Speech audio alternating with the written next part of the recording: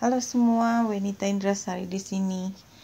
Pagi ini rasanya saya pengen bicara sedikit tentang energi Pisces yang begitu kental.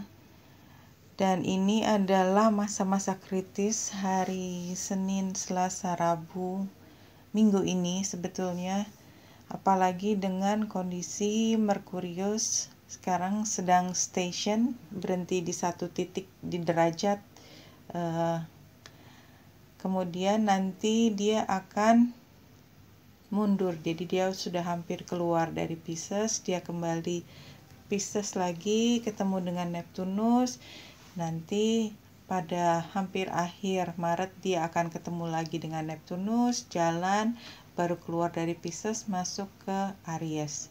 Jadi sepanjang bulan Maret ini energinya adalah Pisces. Ya, kenapa Merkurius penting?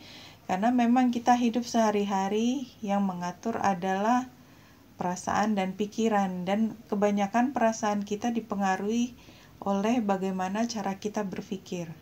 Nah, kalau cara berpikir kita, Merkurius itu sedang mendominasi pikiran kita, dan Merkurius itu juga tidak merasa paling nyaman berada di Pisces, karena Merkurius itu adalah planet logika yang biasanya butuh sesuatu yang pasti-pasti saja. Jadi kalau 1 tambah 1 ya 2, terus nggak ada alternatif lain, jadi kan mudah mengambil keputusan kemudian langsung maju dari keputusan itu. Nah, karena Pisces itu memang area di mana kita harus melihat lebih jauh dari itu, bahkan lebih jauh daripada apa yang bisa kita pahami, membuat kita, orang pada umumnya, tidak suka berpikir yang tidak pasti. Tetapi apa boleh buat, ini seperti dipaksa, jadi kita sudah mau berjalan maju tapi harus dipaksa mundur lagi. Kemudian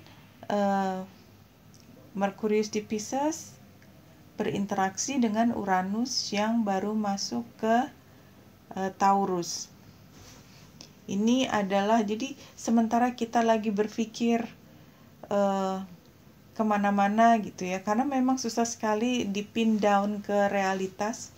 Kemudian tiba-tiba ada sesuatu yang terjadi, tentu saja tidak terduga karena Uranus di tempat kritis. Kemudian kita diminta untuk kembali ke realita, mencerap, memahami situasi. Kemudian tetap saja kita tidak mampu menemukan jawaban dari situ, kembali lagi ke arah berpikir yang sangat spiritual, sangat konseptual, imajinatif, ya. Dan ini membuat orang menjadi sangat tidak nyaman. Tentu saja efeknya adalah kecemasan. Pada satu titik tertentu, kecemasan itu membuat kita menjadi lebih waspada, membuat kita lebih berhati-hati mengambil langkah karena paham bahwasanya apa yang dikatakan orang belum tentu terjadi, bukan karena dia tidak ingin menepati, tetapi karena memang situasinya ada kemungkinan berubah.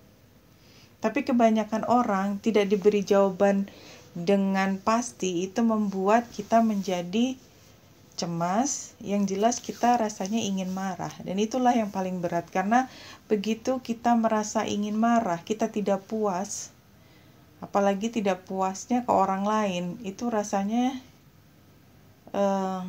sepertinya harinya buruk gitu. Jadi tidak ada yang menyenangkan di hari itu, karena kita merasa marah. Dan kalau kita marahnya ke diri sendiri, karena kita tidak pernah bisa memberi kejelasan bahkan untuk diri sendiri, itu sama buruknya efeknya, yaitu adalah kita menjadi sedih dan frustrasi. Nah, sebenarnya yang ingin saya sampaikan pada hari ini adalah mengingatkan kembali kalau kita terperangkap pada situasi emosi yang sangat negatif, dan khususnya adalah marah, frustrasi, atau kecewa, ya diingatkan saja bahwa memang ini tidak terjadi pada Anda sendiri. Ya, memang situasinya mengajak Anda untuk menjadi lebih aware terhadap apa yang terjadi di dalam diri sendiri. Memang itu adalah tujuan utama dari Merkurius di Pisces dan retro. Tujuannya memang itu. Stop. Jangan bergerak dulu. Coba lihat lagi. Coba teliti lagi. Jangan terburu-buru. Jangan merasa kalah dengan perasaan negatif. Jangan buru-buru mencari kejelasan karena sekarang tidak mungkin mendapatkan kejelasan. Pasti sebel kalau dibilang begitu, tapi ya itulah adanya. Jadi sebagai teman, saya mengingatkan bahwasanya di situasi yang paling menyebalkan seperti itu pun, kita masih bisa mencari ketenangan. Banyak sekali caranya. Teman-teman yang biasa melakukan ibadah tentunya tahu caranya. Kemudian, ya itu tadi, sarannya selalu sama. Kalau diserahkan ke atas, dan percaya bahwa situasi ini memang harus dilewati bukan karena Anda dihukum, tapi Anda disuruh belajar, ya tinggal dikerjakan saja. Tidak ada PR yang menyenangkan kan, memang kebanyakan orang tidak suka ngerjain PR. Tapi tetap aja harus dikerjain. Dan kalau nggak dikerjain, ya akibatnya juga tidak enak juga. Jadi artinya adalah terima situasi ini sebagai sesuatu yang harus dilewati. Jangan sia-siakan waktu menyebalkan ini menjadi terbuang begitu saja, yang dapat cuma marah, tapi cari hikmahnya. Dan di antara kegalauan atau ketidaknyamanan itu, carilah sesuatu yang menyenangkan. Mungkin sesuatu yang kecil itu bisa menjadi bahan buat kita berpikir bahwa bagaimanapun kita tetap terlindungi.